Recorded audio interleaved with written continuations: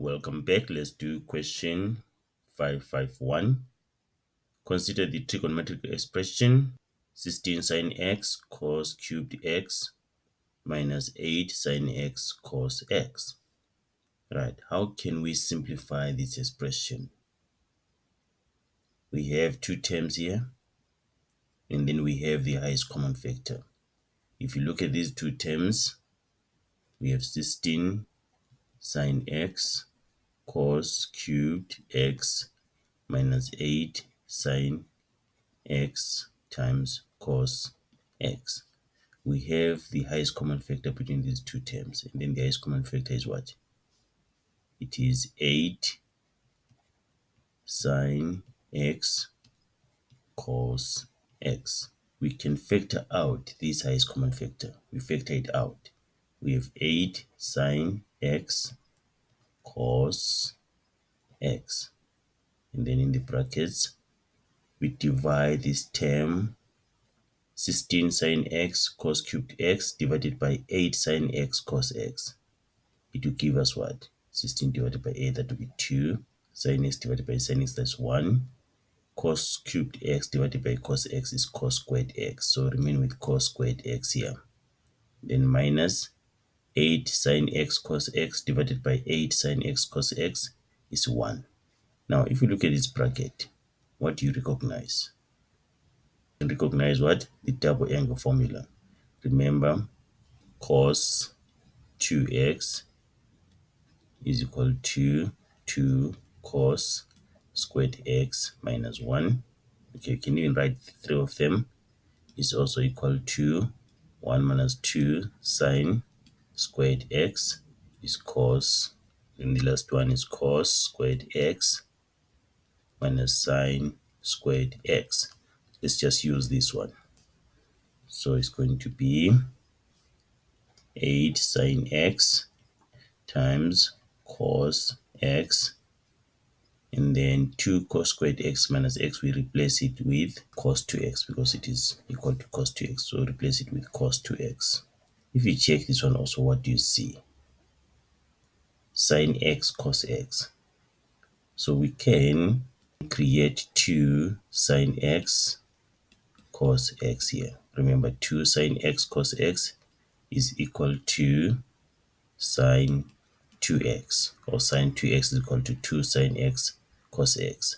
So we can create that here by factoring out 4. So if you say 4, and then we have 2 sine x cos x, then times cos 2x. Right, so this reduces to what? 2 sine 2x. So we have 4 sine 2x times cos 2x. Right, if you check again, we're coming back to this. Right, we have sine 2x cos 2x. We can factor out 2, and then we have 2 sine 2x cos 2x. And then using this, you can see that this is similar to this. It's like we've replaced our x with what? With 2x. So if you say 2 sine 2x, it's like we've replaced x with 2x, and then cos 2x, you see that, is equal to sine, and then 2 times 2x, because we've replaced x with 2x, you see that. And then what do you get? We get sine 4x. Okay, this reduces to sine 4x.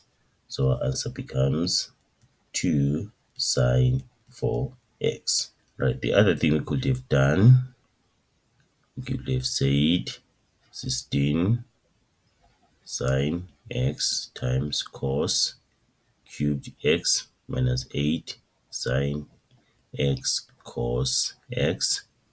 Right, what we can do, we can create a like term, a term like 8 sine x cos x, by dividing this term by 16 cos squared x.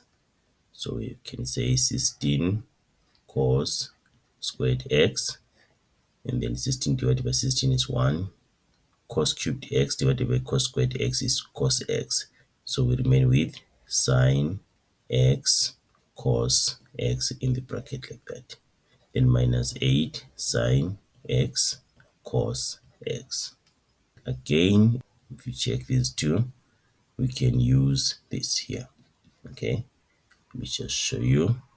If you say 2 sine x cos x is equal to sine 2x, you can divide both sides by 2 and remain with sine x times cos x is equal to 1 over 2 sine 2x.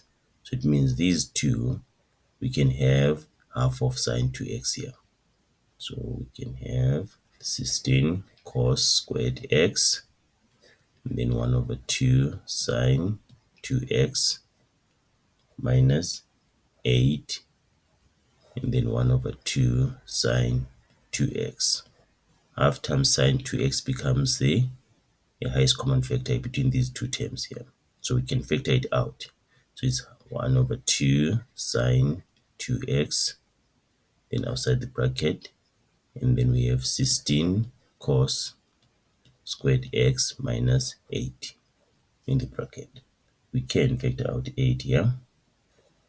It becomes half sine 2x, then 8 outside the bracket, and then we have 2 cos squared x minus 1. Half times 8 will give us 4. So we have 4 sine 2x, and then again 2 cos squared x. 2 cos squared x is equal to cos 2x. Okay, again we can create something like this. Let's factor out 2. We have 2 outside the bracket, then we have 2 sine 2x times cos 2x, right? And then using this point here, remember what we said here. We said 2 sine 2x times cos 2x is equal to sine 4x.